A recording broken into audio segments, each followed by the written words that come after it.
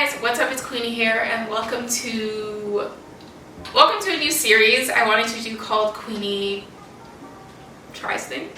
Queeny Does Random Things. Any suggestions? No, absolutely. Okay, Queeny tries random things apparently. I don't know, we'll figure it out later, but I wanted to start this series just to film myself doing different things that I do in my everyday life and different things that I see online that I want to try, and I don't know, see how it goes. Today I'm going to be doing something that I do, I guess, pretty often, and something that I have tried for years to master. As you can tell from the ingredients or the title, we're going to be making jollof rice. Ghana jollof specifically.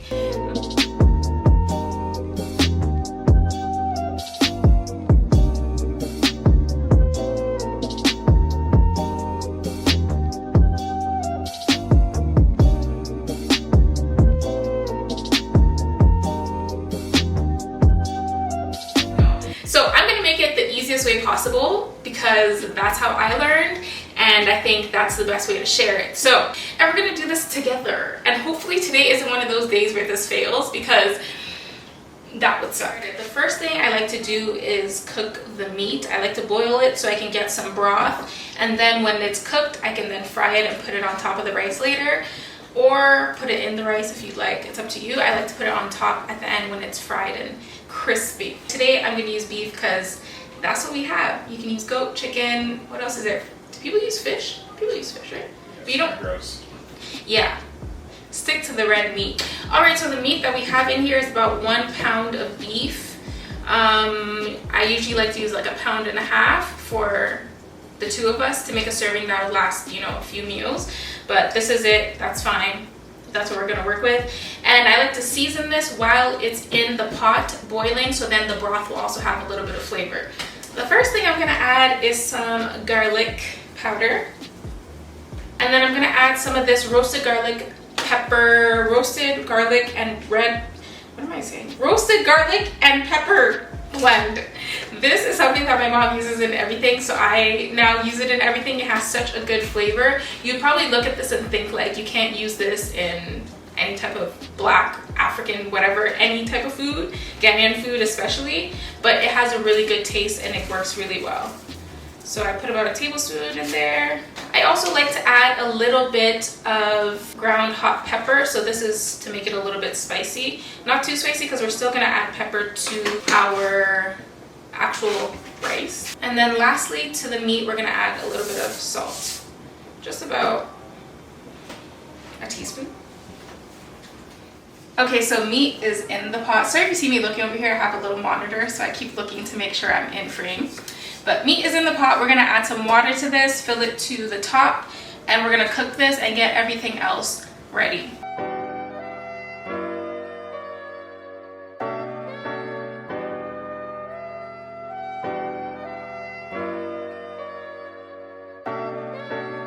I don't know who asked me to do a cooking show, but here we are. Next part, we are going to blend our onions. So the amount of onion I like to use for my rice to have enough flavor for me is 2 onions. I like to use 2 medium-sized onions. This is going to go in the actual rice to fry. About this much is actually going into the pot, and then in here to blend, we're going to blend a full onion. These are pre-frozen garlic that I peeled a while ago and then just kept them in the freezer. That's why they look like this. So I have what? 7 cloves of garlic. Dropping that in, and then 1 big scotch bonnet pepper. And then I'm putting in about 1/2 cup of water into here. And this is usually the perfect amount to get it all blended. In my blender, I also like to add some spices. Instead of putting the bay leaves in the actual pot, I like to put them in here. So I'm gonna drop in about 3. Stick them on the side. Continuing with the spices, in my blender I'm using star anise seed. You can use the actual star and take out the seeds, I think, but I like to use the one that's already in seed form, just like this. I would say this is about 1 teaspoon. You don't need much of this. I like to put it in the blender because I like it to be nice. I don't like to find pieces of this in the actual rice, but it gives really good flavor. So put some in there.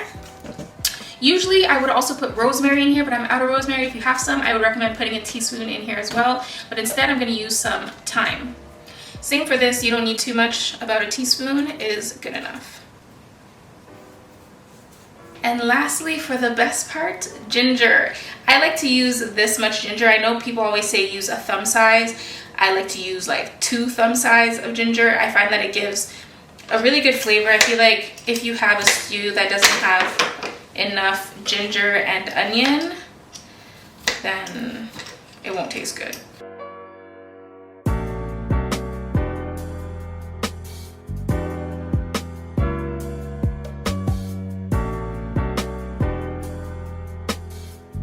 First, we are going to put this in the pot to cook. In our pot, you're gonna need about 3 tablespoons of oil. I like to be a little bit generous with the oil because we cannot be having dry jollof. Okay, maybe we'll need more than 3 tablespoons. You can use your own discretion to see how much you would like in your rice, but personally, I'll probably use about a 1/4 cup of oil. It is a lot, but if you want it to taste nice and juicy, you need flavor and oil. Let's be real, we can't swallow dry jollof. You actually can't. Do you want dry jollof? If you're gonna eat some things, you just have to eat it right. You just have to eat it how it's supposed to be eaten. That's how much you should use. I would say about a 1/4 cup. So maybe like 5 tablespoons. I don't know, guys, you can tell. Just cover the bottom of the pot with oil and you're good. Okay, so now I'm adding in my cup of chopped onions in here. I guess you should probably have this on the stove getting hot and then you add your onions. Much better. But since it's already in here, we're gonna put it on the stove. We're gonna let this get nice and cooked and then we move to the next step. Ooh, the beef smells so good. We're gonna blend this and then that will go into the pot soon.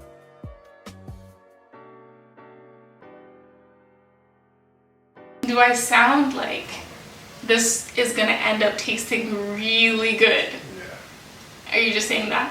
No. Well, then I guess we have a cooking show. Our onions are cooking. You can hear that little sizzle. The beef smells amazing. You can see the fat rising to the top. That means it's, you know, the flavor is coming. It's frying and we're waiting for it to get nice and soft before we move on to the next step. Okay, so while things are simmering and boiling, we are going to add the last half of this onion to this. So we are putting 1.5 onions in here. The onions are burning! Oh my goodness, guys. That's okay. Let's move on to the next step. Tomato paste. You want to add tomato paste into the pot with the onions. You need 2 big spoons like this in the pot. I'm gonna add 1 more. And that ends up being about half a can of tomato paste. Okay, so our onions actually burnt, which sucks. This never happens, but apparently when you're filming and doing a bunch of other stuff, your onions will burn. I guess it's fine. It's better the onions to burn than the rice to burn. Okay, so in here, I'm going to add 2 Maggi cubes. I like to use these small ones. And let that dissolve. At this stage is when I like to add spices that I want to, you know, add a little special touch. So now we are going to add some curry powder. For the curry powder, I actually measured it out, so it's 1 teaspoon. I get a teaspoon and a half. Well, yeah, this is good enough. The burnt onions are really killing this whole look. So we're gonna cover that up by adding our blended mixture. Obviously, when you're doing this, watch your onions, guys. And this is the beginning of an amazing stew. So we're gonna let this cook, and you want this to kind of separate a little bit, clump up, maybe 10 minutes, probably less.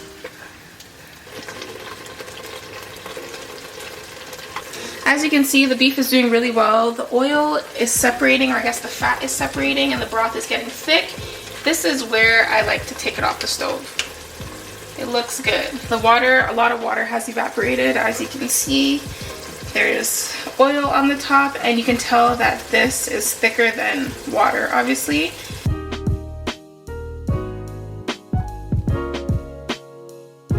Okay, so now you can see that the onion and everything has kind of fried itself. It's separating, the oil is separating, and it looks a little chunky. And so that's when I like to add my tomato sauce. I like to use one bottle of these, and I will then add a little bit of water, like halfway, and mix it in.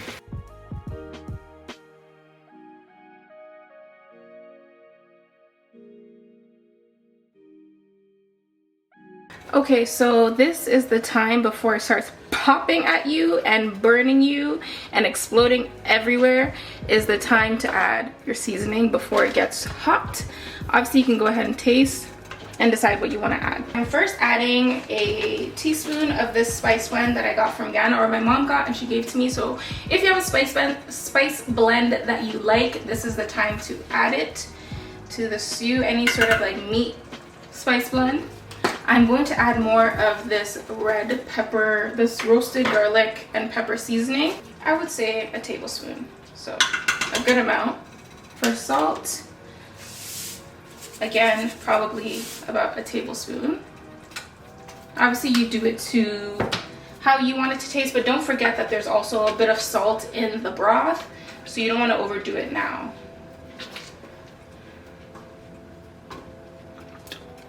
The salt is good and everything. So once you're happy with the flavor of it, obviously it might taste a little bit tart because it's not cooked, but it should be fine after you let it cook a little bit. So we don't want to rush this process.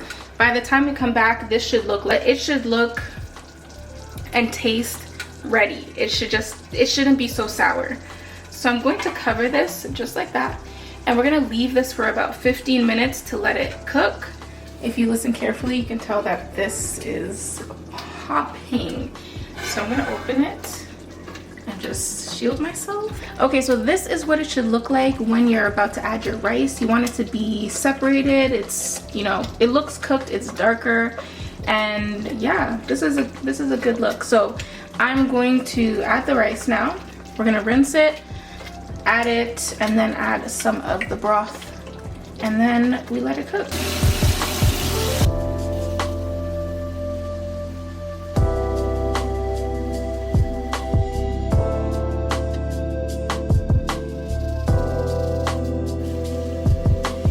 I like this, so if I'm not ready to put it in right away, at least the water is leaving the rice instead of sitting at the bottom and making it too wet.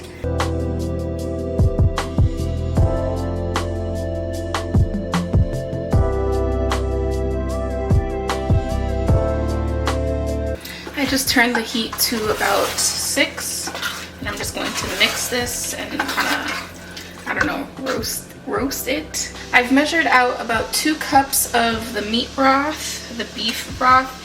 The pot that we made came up to about 4 cups. So this is still sitting kind of, you know, so we're gonna add this in. You wanna go slowly and make sure it's the right consistency before you continue.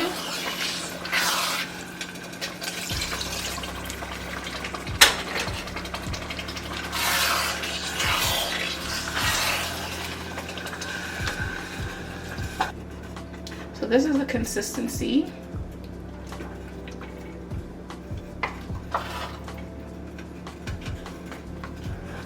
Before covering it. As you can see, I probably used about a cup of the broth, and that was it. Now I'm lowering the heat to about 2, so low, and then it's time to cover this and let it cook.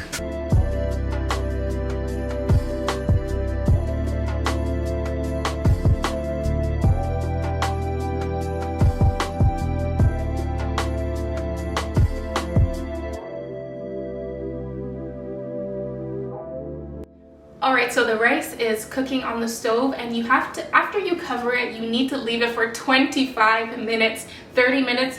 Do not open it, do not touch it, do not even lift the lid. You cannot ruin this magical process. If you do, your rice will turn out just all types of ways. Do not touch it for 30 minutes, and then we're gonna go in and flip it around once and cover it again. this time is the time that it really needs. So even if you open it and it looks like it needs a little extra something, don't worry, let the steam actually cook the rice. It will cook, I promise. So now I have some leftover broth from the beef that looks so good, so I'm gonna save this. I'm gonna use this for either a stew or another batch of jollof, and then fry some like chicken on the side. But yeah, so I'm gonna put it in this bottle. This is the bottle that the tomato was in, and this should fit perfectly in here. And now we have a bottle of amazing flavor to cook with for next time. Okay, so it has been 20 plus minutes since I covered the rice to cook, so we're going to open it and see what it's looking like. Give it a nice flip. It's gonna be good. Whew. Whew. Yes.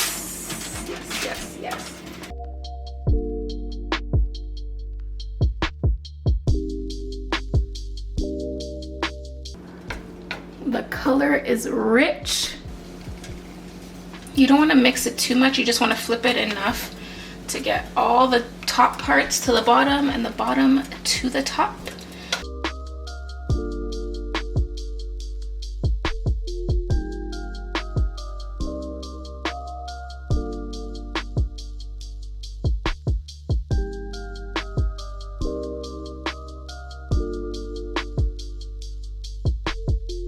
Just frying this to make it a little crispy on the outside, not too crispy, because if you keep frying it too much, it'll be hard to chew. Even though this meat is nice and tender, I want it to be still soft on the inside, a little crispy on the outside, and that's it. So we're just gonna fry it for a few minutes, take it out, and then we're good. The rice will be cooking for about another 20 minutes, and this will be frying for about 5 to 10 minutes. It smells really good in here. The rice didn't burn, it's not mushy, it's looking perfect. And in about 10 minutes, I feel like it should be ready to eat. And yeah, so when the rice is done, we're gonna take it out and then we're gonna put this on top, and then that's it. We did it. So now we wait and just smell the rice in the air. All right, it's time, I think. It has been another like 20 minutes. I think we're good. I'm gonna take it off the stove. We're gonna look at it in all of its beauty, and hopefully it's good. Moment of truth. Whew. Now I'm going to use a fork to just fluff it. Oh, yes. Yes. Oh my gosh, it is beautiful. It's ready, it's cooked. Perfection. It looks so good. Let me just do a little taste test.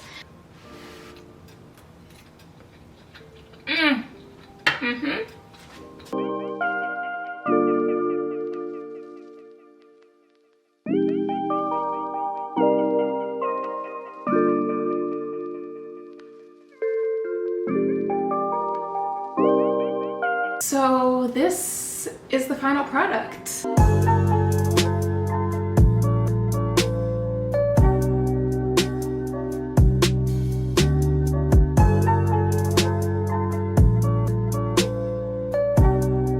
Okay, this is it. I think this was a pretty successful first time episode of this series. I don't know what I'm gonna do next. Probably most likely something I haven't done before, but I figured I would share this with you guys. After today, after showing you guys this and having it turn perfect as it has been, now I can confidently say, you know what? You can come over. I'll make you some rice. I'll make you some jollof, and it's gonna be good. So with that being said, yeah, you're all invited to my house. Let's do a quick taste test live, even though I already tasted it, but just one more time.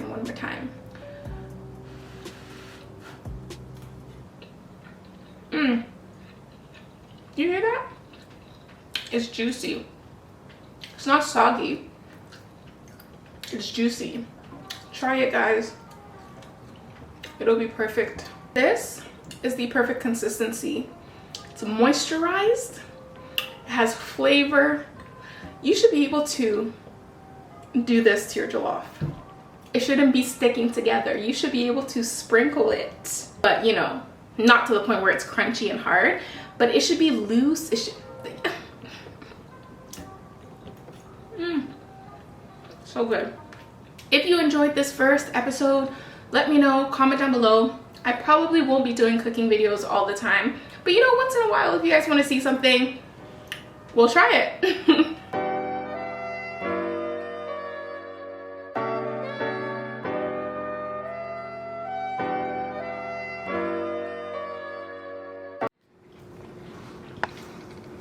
You don't need this, right?